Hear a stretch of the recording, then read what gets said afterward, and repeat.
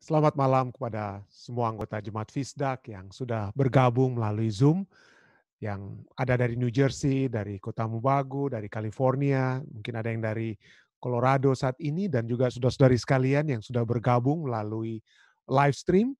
Selamat berbakti bersama-sama di acara ibadah malam Jemaat Fisdak pada hari Senin, tanggal 1 Juni. Tidak terasa kita sudah masuki bulan di pertengahan tahun ini ya.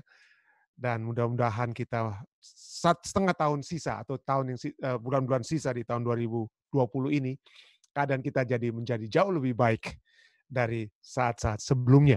Baik, untuk memulaikan ibadah kita, saya ingin mengundang Ibu Gladys Lasut untuk dapat memimpin di dalam doa. Silakan Ibu Gladys. Di unmute dulu mungkin, dia punya itu ya.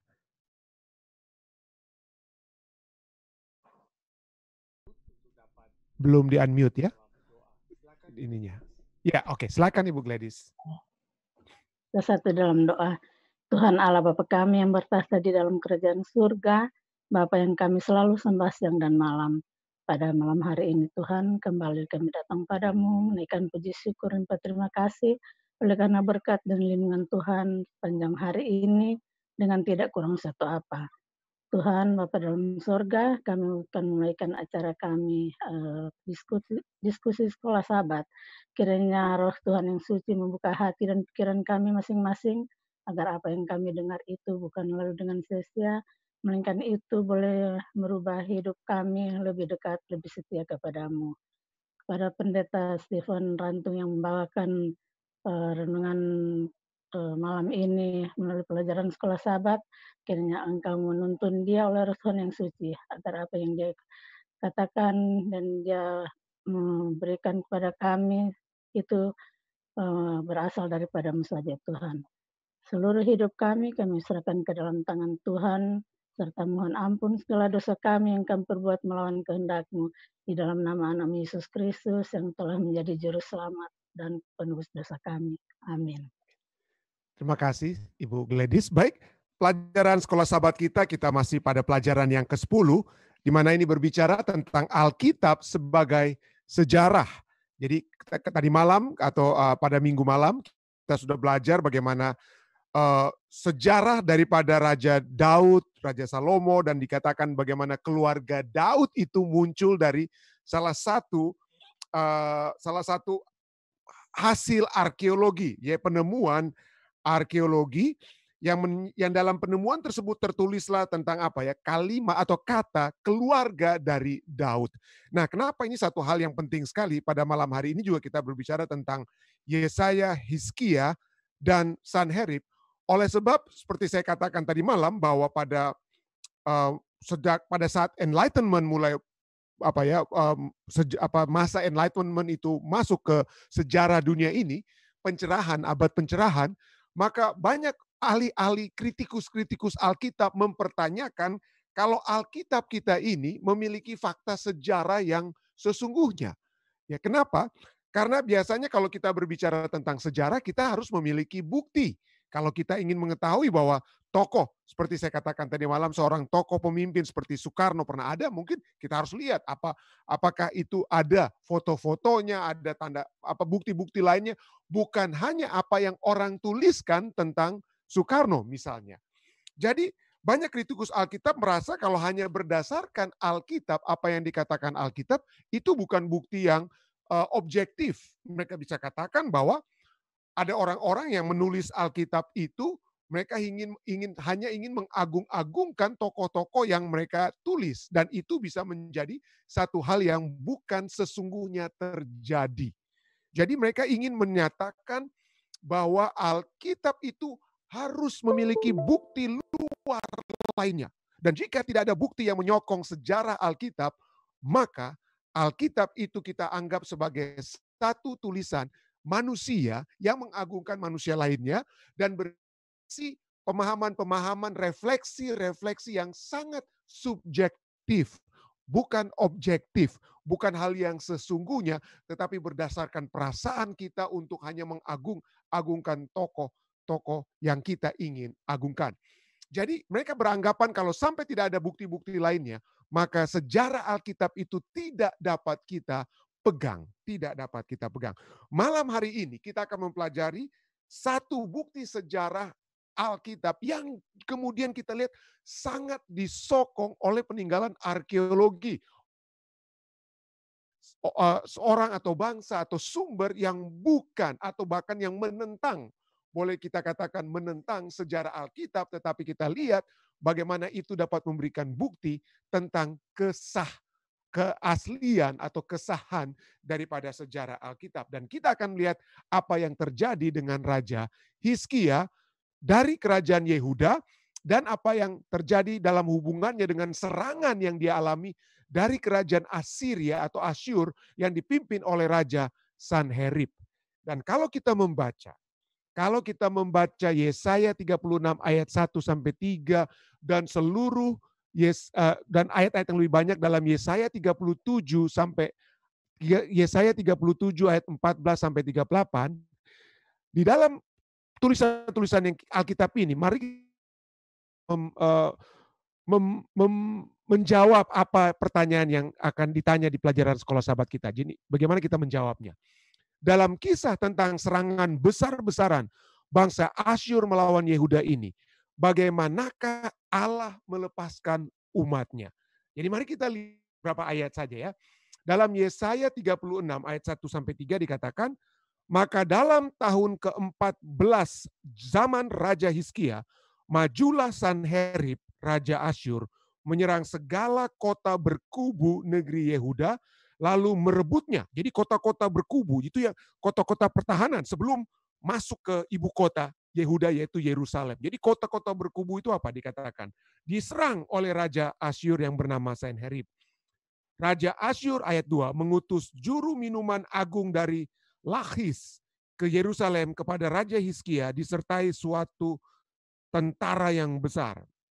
Ia mengambil tempat dekat saluran kolam atas di jalan raya pada padang tukang penatu.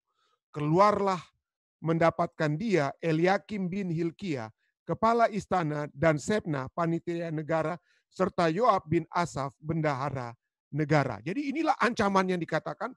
Jadi Lakis dikatakan ada satu kubu benteng yang paling kuat istilahnya. Dengan kata lain inilah benteng utama yang sebelum masuk ke kota apa? Sebelum masuk ke kota Yerusalem. Itu jaraknya kurang lebih 40 km di southwest daripada Yerusalem ya.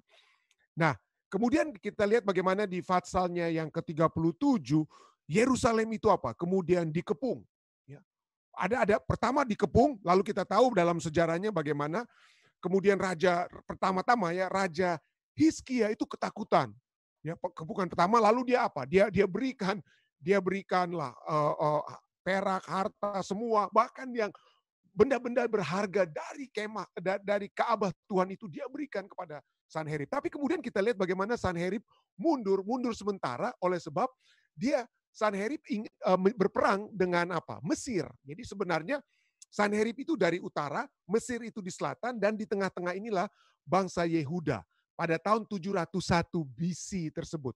Nah, 722 BC, ya, berapa tahun sebelumnya, kerajaan utara itu sudah dikalahkan oleh Asyur. Sudah ditawan, sudah habis kerajaan utara. Yang tinggal ini adalah kerajaan selatan yang merupakan keturunan raja-raja yang asli dari Daud.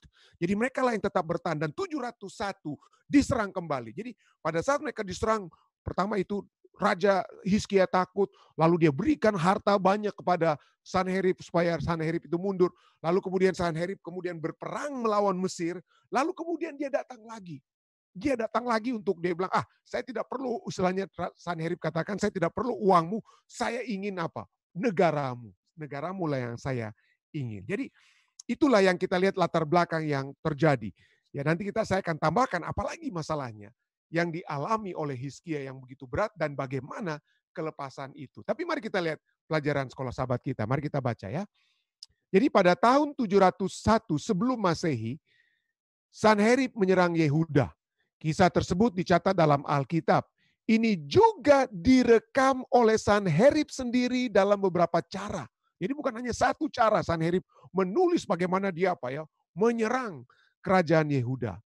Dalam catatan sejarahnya yang ditemukan di ibu kota Nineve, Sanherib dengan bangga mengatakan, 46 dari kota-kota bertembok dari Hizkia yang kuat dan desa-desa kecil yang tidak terhitung jumlahnya di sekitarnya, saya kepung dan taklukkan. Ya, saya kepung dan taklukkan. Dalam istana Sanherib di Nineve, kemudian ia merayakan penaklukannya atas kota Lakis Yudea dengan memenuhi dinding-dinding ruangan utama istana dengan lukisan relief tentang pertempuran dan pengepungannya melawan kota itu, kota Lakis. Jadi dia menulis bukan hanya apa yang dikenal dengan saat ini dengan Sanherib Prism. Jadi Anda bisa Google itu ya, prismnya Sanherib. Dia juga tulis itu di tembok kota untuk menyatakan bagaimana dia berhasil mengalahkan kota Lakis. Penggalian baru-baru ini di Lakis telah ditemukan puing-puing kehancuran kota itu setelah dibakar oleh Sanherib. Tetapi Yerusalem secara ajaib terhindar. Jadi Sanherib hanya dapat membanggakan hal ini. Adapun Hizkia, dia katakan, jadi di dalam tulisannya Sanherib Prism itu, dia tulis nama Hizkia ya. Adapun Hizkia orang Yudea, aku mengepungnya di kotanya seperti seekor burung di dalam sangkar. Tidak ada uraian mengenai penghancuran Yerusalem. Yang dia banggakan hanya fakta yang mana dia kepung. Dia kepung dan dia bilang bagaimana Hizkia itu bagaikan burung dalam sangkar, ketakutan. Tetapi dia tidak tulis apakah dia berhasil menangkap Hizkia, membunuh Hizkia, atau menghancurkan Yerusalem. Dia tidak tulis. Jadi dia cukup jujur. Dia cukup jujur ya. Dia tidak katakan bagaimana dia hancurkan Yerusalem karena hal itu tidak terjadi ya. Jadi tidak ada uraian mengenai penghancuran Yerusalem dan tidak ada catatan para tawanan yang dijadikan budak. Sebelum-sebelumnya, waktu kerajaan utara itu dihancurkan, ditulis semua bagaimana kerajaan itu dihancurkan, bagaimana tawanan-tawanan itu dibawa, tetapi tentang Yehuda, kerajaan selatan, tidak ada tulisan. Ya. Memang benar bahwa Yerusalem dikepung, tetapi Alkitab mencatat bahwa pengepungan ini berlangsung hanya 1 hari saja. Hanya 1 hari saja. Karena malaikat Tuhan melepaskan Yerusalem seperti yang telah dinubuatkan oleh Yesaya. Di dalam Yesaya 37 ayat 33 sampai 35 dikatakan, sebab itu beginilah firman Tuhan mengenai Raja Asyur. Ia tidak akan masuk ke kota ini dan tidak akan menembakkan panah ke sana. Juga ia tidak akan mendatanginya dengan perisai dan tidak akan menimbun tanah menjadi tembok untuk mengepungnya. Melalui jalan dari mana ia datang, ia akan pulang. Tetapi ke kota ini ia tidak akan masuk. Demikianlah firman Tuhan. Dan aku akan memagari kota ini untuk menyelamatkannya. Oleh karena aku dan oleh karena Daud hambaku. Jadi kita lihat di sini Yesaya 37 ayat 33 sampai 35 menyatakan bagaimana pelepasan itu terjadi bukan oleh sebab apa yang dilakukan oleh Hizkia. Betul. Sebelum pengepungan ini berlangsung, Hizkia sudah membuat saluran air dari mata-mata air, gantinya mereka itu keluar kota, dia salurkan sehingga masuk ke sungai Siloam, ke kolam Siloam, masuk ke dalam masuk ke dalam kota Yerusalem supaya ada banyak air di situ. Dia sudah berusaha dengan usahanya. Dia juga buat saluran-saluran lain sehingga tentara Asyur itu tidak mendapatkan air di luar kota Yerusalem. Jadi dia berusaha, tetapi itu tidak cukup. Tidak cukup. Kenapa? Karena yang penyebab kemenangan itu bukan oleh sebab mereka itu bisa bertahan, oleh sebab banyak air dan lain sebagainya. Tetapi di sini dikatakan karena aku dan karena janji Tuhan kepada Daud hambanya. Jadi menariknya, hanya Lakish yang secara jelas digambarkan di Nineve, ibu kota Asyur. Jadi pada saat tembok-tembok kota Nineve itu ditemukan, ya, maka salah satu hal yang tertulis itu bagaimana Lakish itu dihancur, leburkan, dibakar oleh Sanherib. Tidak ada tentang Yerusalem. Jadi gambaran Yerusalem tidak ditemukan di dinding istana. Sanherib hanya bisa membanggakan penaklukannya atas Lakis. dan pertikaian antara Allah di surga dan para dewa Asyur ditunjukkan dalam pembebasan umatnya. Allah melihat tindakan agresi bangsa Asyur dan mendengarkan doa Hizkia. Tuhan bertindak dalam sejarah. Bagaimanakah Anda dapat mengingat bahwa Allah yang secara ajaib membebaskan Israel pada waktu dan keadaan sekarang ini adalah Allah yang sama yang Anda doakan dan andalkan serta percayai pada hari ini. Jadi tadi saya sudah membaca dari kitab apa ya, Yesaya 36 ya. Menarik sekali bagaimana utusan Raja Sanherib ini berbicara, berteriak di luar tembok Yerusalem, dan dia berbicara dalam bahasa apa ya? Ibrani, agar seluruh orang-orang Yehuda di dalam itu dengar. Lalu pemimpin-pemimpin atau utusan-utusan Raja Hizkia katakan pada jangan bicara dalam bahasa Ibrani, bicaralah dalam bahasa Aramaik. Mereka bilang enggak, kita akan apa? Bicara supaya gentar, dan memang kegentaran itu begitu hebat yang menyebabkan Raja Hizkia sekalipun itu apa ya? Menyerahkan apa ya? Menyerahkan upeti kepada Raja Sanherib. Lalu kemudian dia seperti saya katakan tadi, mereka apa ya? Keluar berperang melawan Mesir, lalu kembali lagi. Kembali untuk bukan hanya sekarang mereka bilang, kami bukan hanya ingin uang atau harta dari bangsa Yehuda, tapi kami ingin bangsa Yehuda itu sendiri. Karena mereka percaya mungkin, atau mereka pikir mungkin bahwa apa yang diberikan oleh Hizkia itu ya paling sedikit, sepertiga atau setengah. Mereka ingin dapat seluruhnya. Jadi datang lagi untuk menyerang. Tetapi kita tahu bagaimana peristiwa ini dicatat 3 kali. Ya, peristiwa apa yang terjadi, kelepasan yang merupakan salah satu daripada mujizat terbesar di perjanjian lama adalah kisah ini yang dicatat di 3 tempat, yaitu 2 raja-raja Fatsal 18 sampai dengan 19, 2 Tawarik Fatsal 32, dan Yesaya 36 sampai dengan 37. Karena ini adalah satu sejarah yang begitu hebat yang terjadi kepada orang-orang Yehuda. Keadaan mereka itu sangat kritis. Mereka berada dalam bahaya yang begitu hebat, tetapi seperti yang kita baca tadi, kelepasan itu datang dari Tuhan. Nah, saya ingin tambahkan karena kita pelajaran sekolah sahabat kita berbicara tentang misalnya ya, Allah melihat tindakan agresi bangsa Asyur dan mendengarkan doa Hizkia. Ya, jadi bicara tentang doa Hizkia. Bagaimana, dan pertanyaan terakhir ya, bagaimanakah Anda dapat mengingat bahwa Allah yang secara ajaib membebaskan Israel pada waktu dan keadaan sekarang ini adalah Allah yang sama yang Anda doakan dan andalkan serta percayai pada hari ini. Jadi kalau Allah bisa mendengarkan doa Hizkia di waktu lalu, bagaimana dengan kita pada saat ini? Dan kita lihat kalau kita mempelajari apa yang terjadi pada saat Hizkia itu apa ya? Pada saat Hizkia mendapatkan serangan tersebut, dia bukan hanya sedang mendapatkan serangan dari Raja Sanherib, tetapi dia juga sedang mendapatkan serangan dari dalam tubuhnya sendiri. Dia dalam keadaan sakit. Dan ada ahli-ahli yang katakan mungkin dia sakit pada saat itu adalah kanker yang dialami. Tapi dia dapat apa ya? Umurnya kemudian ditambahkan dan dia juga mendapatkan kelepasan. Nah, bagaimana dia mendapatkan kelepasan tersebut, ya? Dan pelajaran yang dapat kita pelajari ada 5. Ini sudah kita pelajari pada sekolah sahabat kita beberapa waktu yang lalu ya, saya percaya.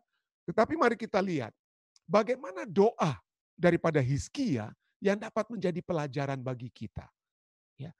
Ada 5 poin yang dapat kita pelajari, dan ke-5 poin ini 4 poin dapat kita lihat dari 1 ayat saja. 1 ayat saja, yaitu poin yang pertama, ayat itu tentu saja adalah dari bukan Kejadian, Yesaya 37. Yesaya 37 ayatnya yang ke-16. Ya. Yesaya 37 ayat 16. Ya. Di sini dikatakan, ya Tuhan semesta alam, Allah Israel yang bertakhta di atas kerubim. Ya. Hanya Engkau sendirilah Allah segala kerajaan di bumi. Engkaulah yang menjadikan langit dan bumi. Nah, pelajaran yang pertama, doa yang pertama adalah kita melihat bagaimana Raja Hizkia memiliki a deep sense, perasaan yang mendalam atas kehadiran Allah. Dari mana dia hadir? Dia tahu. Bagaimana kita bisa tahu dia melihat ada kehadiran Allah. Pada saat dia katakan apa ya? Yang bertakhta di antara kerubim. Kerubim itu adalah malaikat yang menjaga umat-umat Tuhan. Dan kenapa sampai Hizkia bicara seperti ini? Oleh sebab dialah raja yang mengembalikan bukan hanya perayaan Paskah di Yehuda, di umat-umat Tuhan, tetapi dialah yang kembali merayakan segala peribadatan di Ka'bah Yerusalem.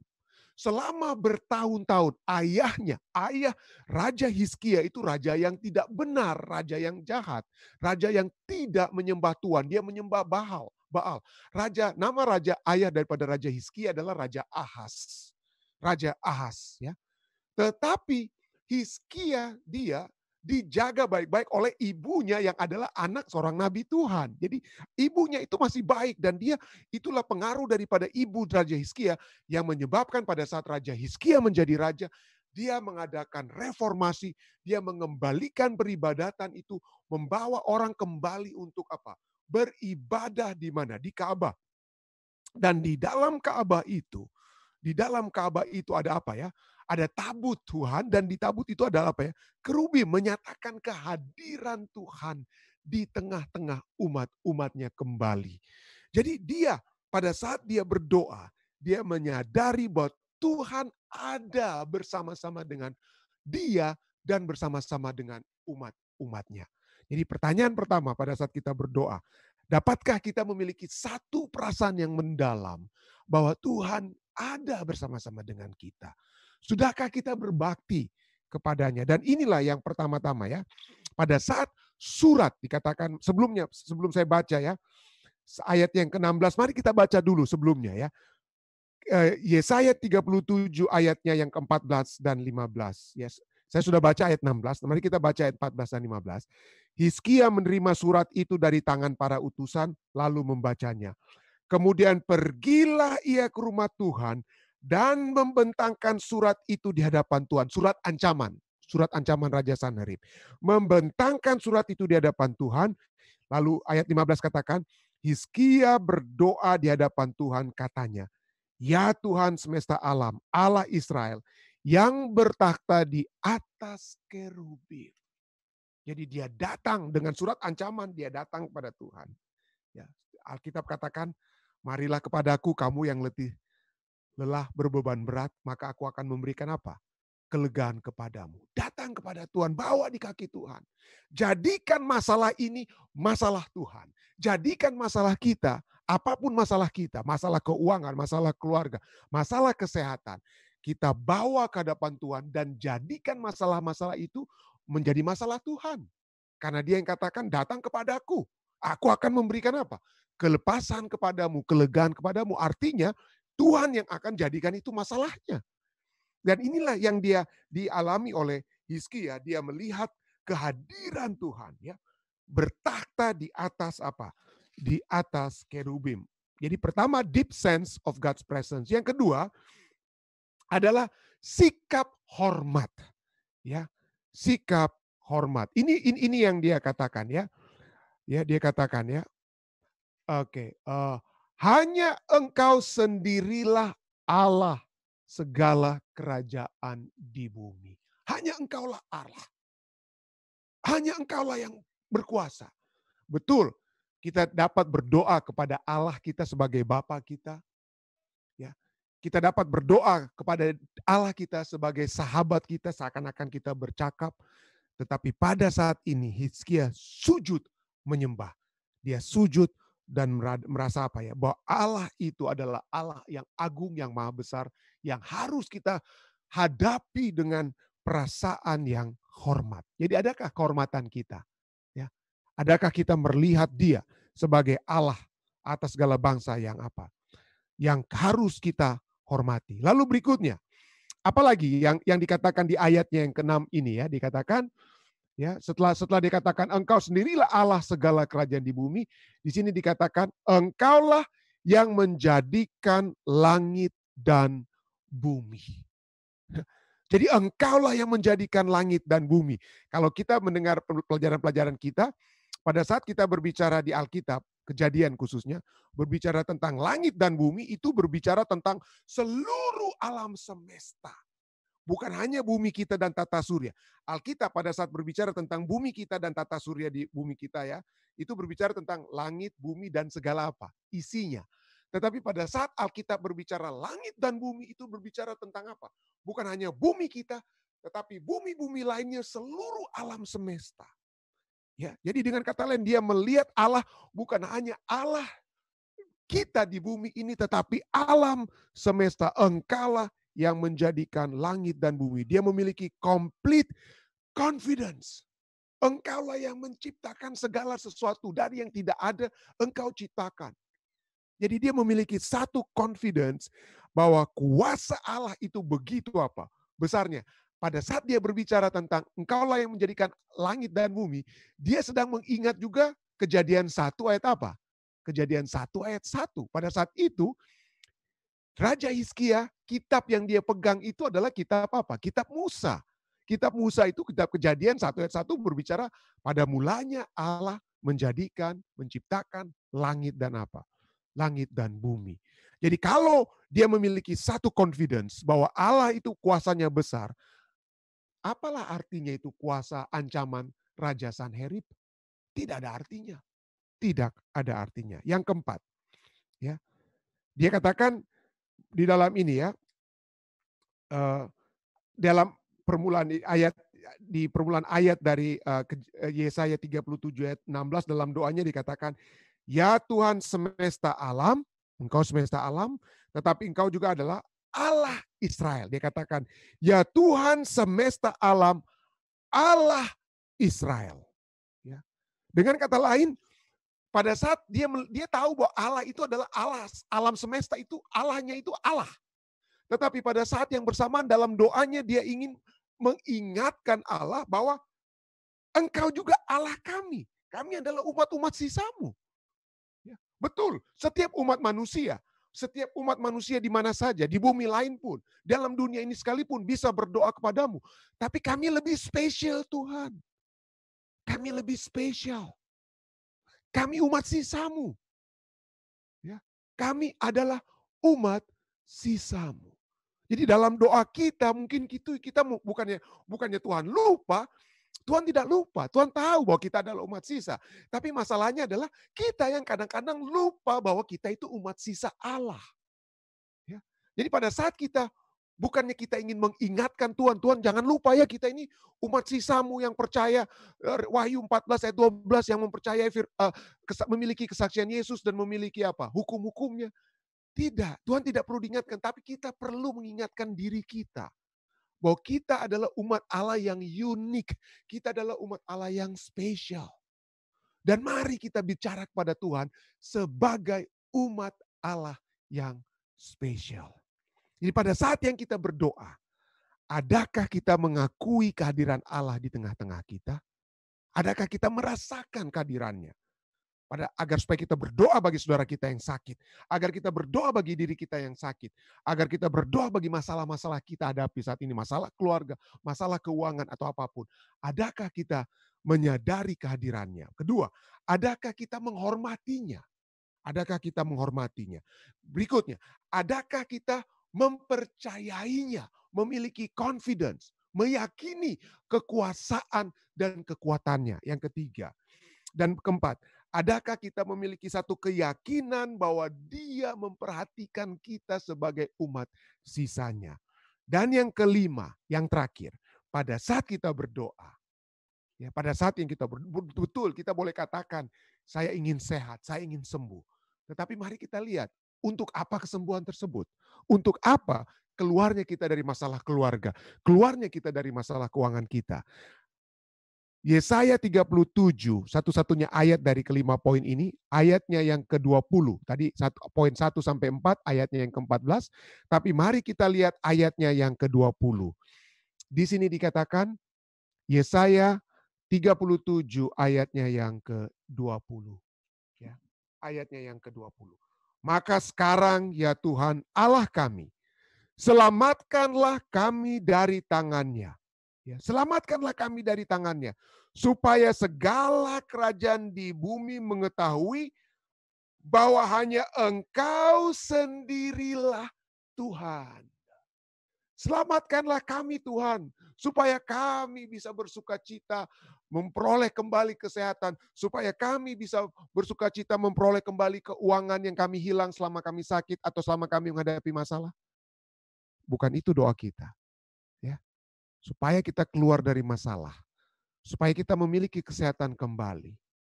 Biarlah doa kita sehat, kita keluar dari masalah, supaya semua orang dapat mengetahui bahwa hanya Engkau sendirilah Tuhan. Pada saat kita berdoa, jangan kita memiliki selfish spirit, roh supaya kita yang enak nantinya Tuhan. Tapi marilah kita berdoa seperti Hizkia. Marilah kita berdoa seperti Sadrak, Mesak, dan Abednego pada saat mereka berada, ya, sebelum mereka masuk ke dalam dapur api. Tuhan kita itu sanggup melepaskan kita. Dan kalaupun tidak, namanya Elah saja yang dimuliakan, kami tidak akan menuruti perintah Raja Nebukadnezar. Adakah doa-doa kita? Adakah doa-doa kita itu seperti doa Hizkia, ya, yang mengakui kehadiran Allah, menghormati Allah sebagai Allah langit dan bumi, memiliki satu keyakinan bahwa Dia memiliki kuasa yang besar, bahwa Dia memiliki interest memperhatikan kita sebagai umat sisanya. Dan adakah doa kita itu untuk agar supaya hanya nama Tuhan saja yang dapat dimuliakan. Kalau ini yang menjadi doa-doa kita, maka kemenangan Hizkia bukan hanya akan dialami oleh Hizkia, tapi juga dapat menjadi pengalaman bagi kita semua. Inilah yang dapat saya tambahkan pada saat ini. Mungkin ada tambahan atau pertanyaan? Silakan. Silakan dari Jemaat Fisdak, silakan angkat tangan.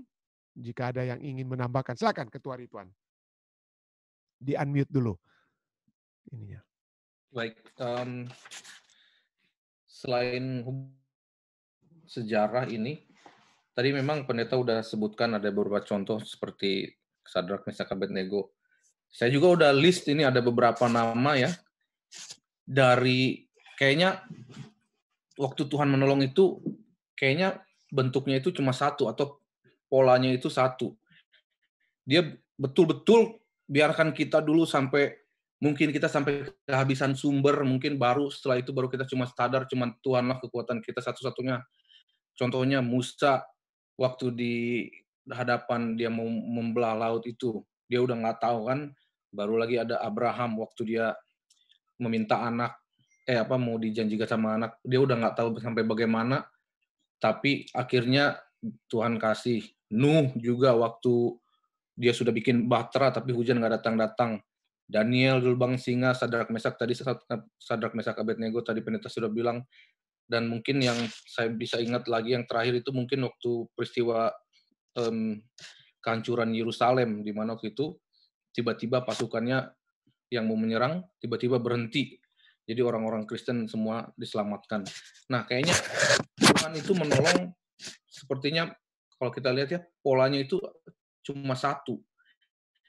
Dia itu biarkan kita terbombardir dulu mungkin, atau dia membiarkan kita supaya bagaimana, baru nanti kalau kita sudah sadar bahwa kita itu sebetulnya nggak ada apa-apanya. Tadi seperti yang pendeta bilang, kayaknya kalau kita selfish itu, barulah kita sadar mungkin kalau udah semuanya nggak ada apa-apanya, barulah kita sadar hanya Tuhan yang menolong kita. Nah mungkin begitu juga dengan kehidupan kita ya, mungkin satu hari nanti kita akan menerima mungkin entah itu cobaan atau apa, bisa jadi kalau kita mencoba menolong diri kita sendiri, nanti sampai semuanya habis dulu baru mungkin kita sadar bahwa sebetulnya Tuhan itulah pertolongan kita satu-satunya. Jadi sebelum itu terjadi pada kita, lebih baik kita sadar dari sekarang bahwa pertolongan kita itu hanya dari Tuhan saja. Itu kira-kira. Jadi seperti banyak komentator katakan, pertolongan itu datang at the 11th hour. Jadi tinggal 1 jam terakhir lagi. Jadi sudah tinggal di detik-detik terakhir lah istilahnya. Jadi ya mungkin satu observasi yang bagus sekali. Terima kasih. Mungkin ada yang lainnya? Mungkin dari saudara lainnya?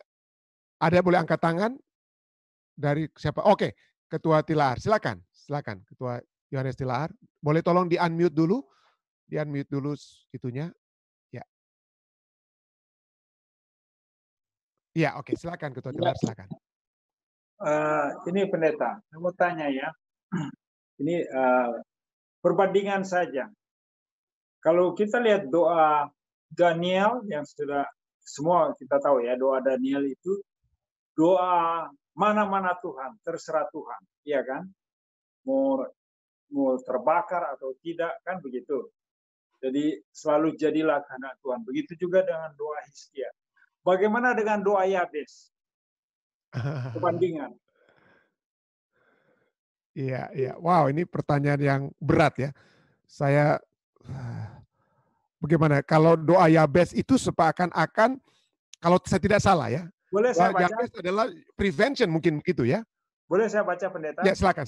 Ya, silakan untuk membantu saya karena saya tidak siap untuk jawab pertanyaannya Ketua Tilaar. Sangat bagus sekali. Silakan Ketua Tilaar. Ada di 1 Tawarik 4 ayat 10, boleh? Ya, silakan. Ini cuma perbandingan aja. Kiranya engkau memberkati aku berlimpah-limpah dan memperluas daerahku, dan kiranya tanganmu menyertai aku dan melindungi aku daripada malapetaka sehingga kesakitan tidak menimpa aku. Jadi kayaknya ke aku semua. Iya kan? Ke aku. Jadi enak sekali. Iya. Iya. Bagaimana itu pendeta?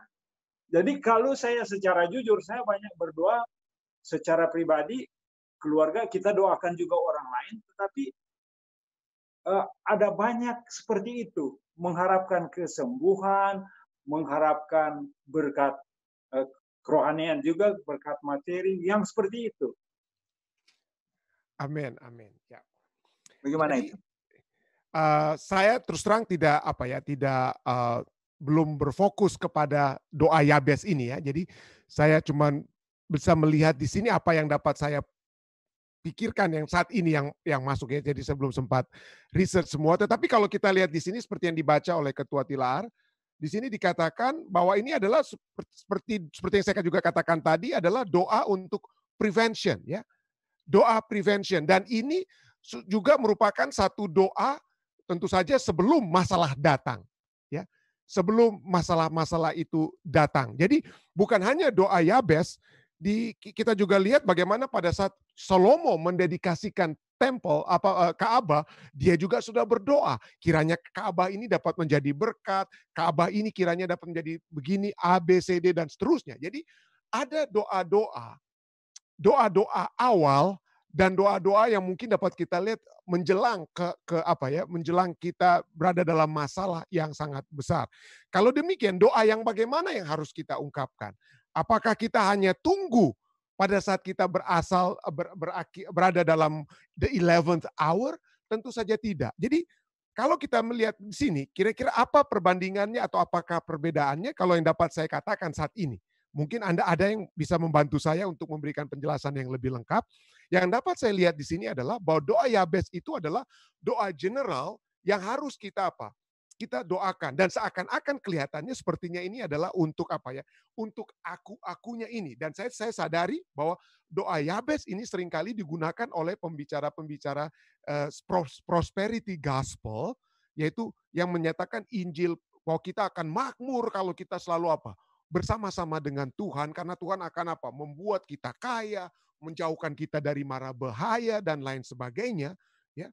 Dan saya pikir ini adalah firman Tuhan juga, dan ini merupakan satu hal yang dapat kita doakan, ya.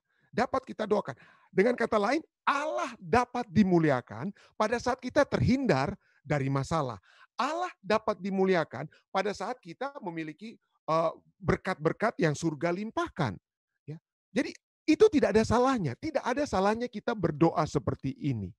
Ya. Dan seperti yang saya juga sering saya khotbahkan, pada saat kita berbicara tentang Ibrani 11, pahlawan-pahlawan iman. Ada pahlawan-pahlawan iman, saya ingat khotbah saya, 18 orang dan kelompok ya nabi-nabi lainnya, mereka itu selalu mendapatkan kelepasan dari surga, selalu mendapatkan berkat dari surga. Tetapi ada juga kelompok yang tidak mendapatkan seperti yang dimiliki oleh kelompok 18 ini. Mereka juga menderita. Mereka juga akan mendapatkan masalah. Jadi kalau demikian, kalau ada kelompok yang terlepas, ada yang terlepas dan ada yang tidak terlepas, maka hal yang sama dapat kita hubungkan dengan kedua doa ini, yaitu ada doa supaya kita ya, seakan-akan berfokus pada diri kita, tetapi saya percaya sesungguhnya melalui kita, nama Tuhan dapat apa? Nama Tuhan dapat dimuliakan. Kita dapat berdoa seperti itu. Dan juga kita dapat berdoa seperti doa daripada Hizkia, doa daripada Sadrak, Mesat, Abednego, dan artinya yang lain-lainnya.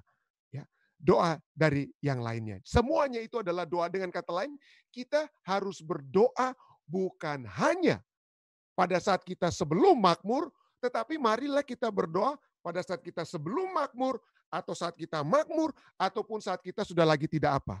Sudah lagi tidak makmur. Ya. Dan kita lihat inilah yang terjadi kepada Hizkia. Dia dekat dengan Tuhan, dialah yang membuat reformasi. Dialah yang membuat reformasi di Yehuda pada saat itu. Dia merubah, dia buang semua tempat-tempat penyembahan berhala yang dibuat oleh ayahnya. Dia buang semua. Fokus hanya kepada Yerusalem. Dia sudah mulaikan. Tetapi kemudian kita lihat pada saat kemakmuran itu masuk, pada saat kita mulai mungkin sudah merasakan berkat-berkat Tuhan, kita melupakan si pemberi berkat. Ya, kita melupakan pemberi berkat, dan inilah mungkin yang terjadi. Dia berusaha untuk membuat alliance, membuat persekutuan dengan Mesir untuk melawan Sanherib, Raja Asyur. Tetapi kemudian dia ditegur oleh Nabi Yesaya, katakan jangan kamu jangan kamu bergantung kepada Mesir, ya, bergantung kepada Tuhan. Dia sempat ditegur oleh Yesaya, Hizkia ini ya. Jadi kita melihat bagaimana doa-doa kita. Ya, jangan hanya berdoa, dengan kata lain, jangan hanya berdoa pada saat kita menghadapi masalah, tapi mulailah sebelum kita menghadapi masalah, dalam keadaan apapun, sebelum kita makmur, saat kita makmur, pada saat kita pun tidak makmur, selalu memiliki satu hubungan dengan Tuhan. Terima kasih sekali lagi Ketua Tilar ya, yang sudah memberikan satu pertanyaan yang membuat kita semua harus berpikir bagaimana doa kita itu seharusnya kita layangkan. Terima kasih. Terima kasih. Pertanyaan yang sangat bagus. Baik, ada yang lainnya? Ada yang mau tambahkan atau membantu saya kalau saya kurang lengkap? Bapak Tombeng, silakan. Tolong di-unmute juga suaranya.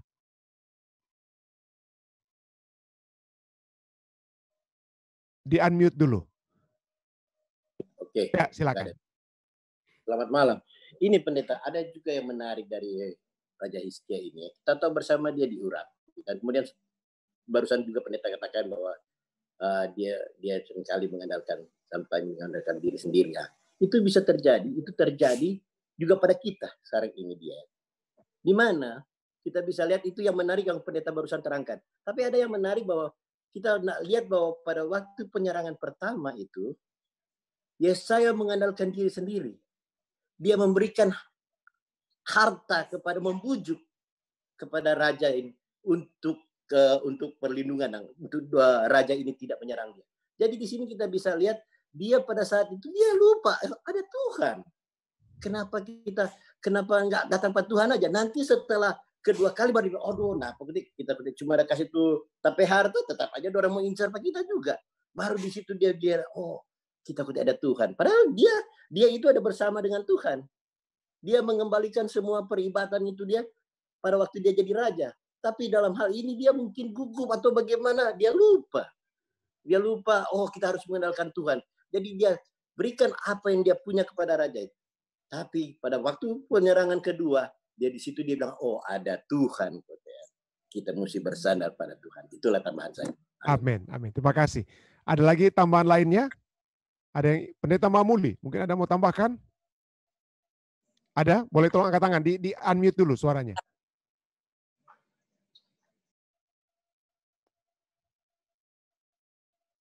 Sudah? Oh, ada Pendeta Mamuli mau tambahkan? Ya, silakan Pendeta Mamuli kalau mau tambahkan. Oke, terima kasih. Hanya mau tambahkan untuk masalah doa Yabes. Menyatakan bahwa kita lihat kembali dari ayat yang ke-9 dari 1 Tawari 3 ayat yang keempat, dikatakan di ayat yang ke-10, Yabes berseru kepada Allah Israel, katanya, kiranya engkau memberkati aku berlimpah-limpah, dan selanjutnya. Kenapa dia menyatakan hal itu? Kalau kita lihat di dalam ayat yang ke-9, Yabes lebih dimuliakan daripada saudara-saudaranya. Nama Yabes itu diberikan ibunya kepadanya, sebab katanya, aku telah melahirkan dia dengan kesakitan.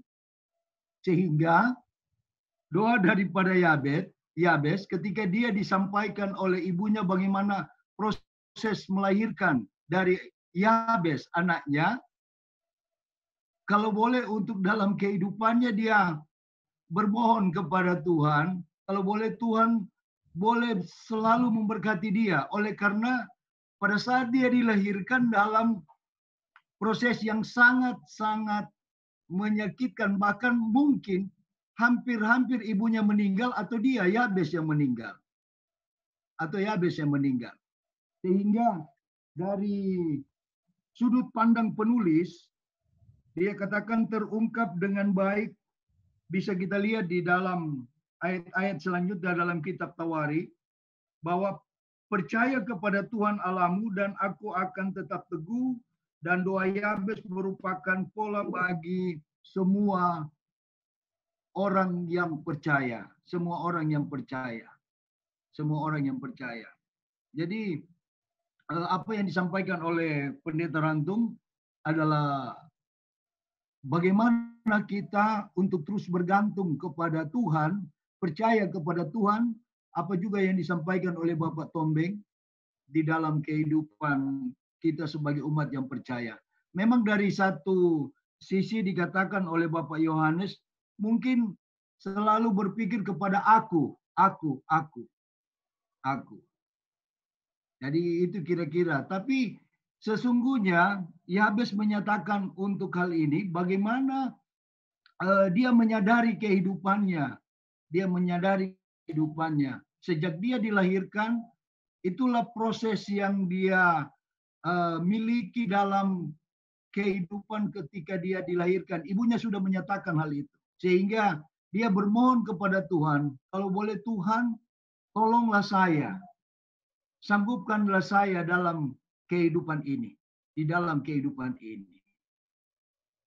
Ya. Terima kasih. Ya.